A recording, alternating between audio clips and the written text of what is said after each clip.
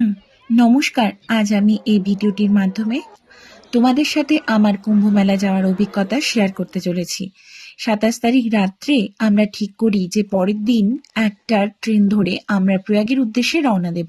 তাই রাত্রিবেলা চটপট ব্যাগ গুছিয়ে নিই। আমাদের কাছে কোনো টিকিট ছিল না। জেনারেল টিকিট কেটে আমরা ভাবি যদি ট্রেনে উঠতে পারি তবেই যাব। যেমন ভাবা তেমনি কাজ, আমরা উঠতে পেরেছি এবং আমার পার্টনার তো একেবারে বাংকারে উঠে বসেছে। আমি পাটনা পর্যন্ত কোনো জায়গা পাইনি। ওই বাচ্চাটিকে দেখতে পাচ্ছেন, ভীষণ আনন্দ করে সে যাচ্ছিল।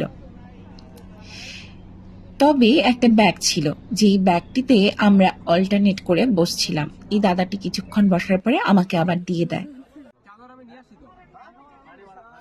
কষ্ট হলেও সবাই সবাইকে যথাসাধ্য সহযোগিতা করছিল। আমার মনে একটাই কথা ছিল, কেদারনাথ যদি যেতে পারি তাহলে এই কষ্ট আমার কাছে কিছুই নয়। এভাবেই পরদিন সকালে আমরা প্রয়াগ স্টেশনে পৌঁছে যাই। তারপর ফ্রেশ হয়ে লকারে ব্যাগ রেখে আমরা হাঁটা পথে রওনা দিই সঙ্গমের উদ্দেশ্যে। 10 কিলোমিটার আমরা পায়ে হেঁটে গিয়েছিলাম। যাবার পথে দেখছিলাম অনেকেই লঙ্গরখানায় খাবার খাচ্ছিল। তারপর তনু একটু ফলের রস খেয়ে নেয় এবং আবার আমরা হাঁটতে শুরু করি।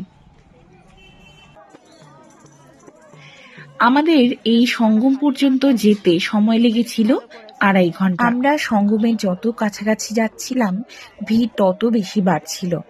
এরপর প্রায় 1.5 কিলোমিটার বাকি ছিল।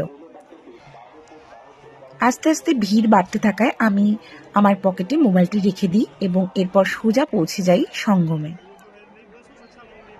12টা বাজার আগেই প্রথমে আমি এবং তারপর তনু একে একে স্নানটা সেরে ফেলি। জলটা ভীষণই ঠান্ডা ছিল এবং আপনারা হয়তো দেখতে পাচ্ছেন জলটা ঘোলাটে, অনেক ফুল টুল, কিন্তু আমরা যে জলটা নিয়ে এসেছি না, জলটা এত পরিষ্কার, এত স্বচ্ছ, যাকে যাকে দিয়েছি তারা বিশ্বাসই করছে না যে এটা ওই কুম্ভের জল। ভাবছে যে এটা হচ্ছে কোনো মিনারেল ওয়াটার আমি তাদের দিয়েছি। তো যাই হোক, আর এই যে ঘরগুলো দেখতে পাচ্ছেন সেগুলো হচ্ছে চেঞ্জিং রুম। এভাবেই কিছুটা সময় ঘোরাঘুরির পর আমরা সেখান থেকে ফেরার পথে রওনা দিই, কারণ আমরা জানি ভিড় ভীষণই হবে এবং যেতে যা সময় লেগেছে তার থেকে অনেক অনেক বেশি সময় লাগবে। এবং আমাদের কাছে ফেরার কোনো টিকিট না থাকায় আমরা ঠিক করি আমরা সেই রাতটা স্টেশনেই থাকবো এবং পরের দিন যে কোনো ট্রেন ধরে আমরা এনজেপি চলে আসবো। তো যেমন ভাবা তেমনি কাজ, আমরা আস্তে আস্তে মেলা থেকে বেরোতে শুরু করে দিয়েছিলাম। তবে ফেরার পথে আমাদের অনেক বেশি সময় লেগে গিয়েছিল আর সন্ধ্যা হয়ে গেছিল আমাদের স্টেশনে পৌঁছতে, কারণ প্রায় 18 কিলোমিটার পথ ঘুরে ঘুরে আমাদের স্টেশনে পৌঁছতে হয়। প্রচণ্ড ভিড় বেড়ে যায় এবং একটা সময় পর গিয়ে আর ভিডিও করা সম্ভবই হয়ে ওঠে না। আমরা স্টেশনে পৌঁছানোর পর একটি ট্রেন ধরে মোগলসরাই পর্যন্ত এসেছিলাম এবং তারপর রাজধানী ট্রেন এলে আমরা সেখানে উঠে যাই এবং টিটির সাথে কথা বলে ফাইন দিয়ে আমরা এনজেপিতে চলে আসি।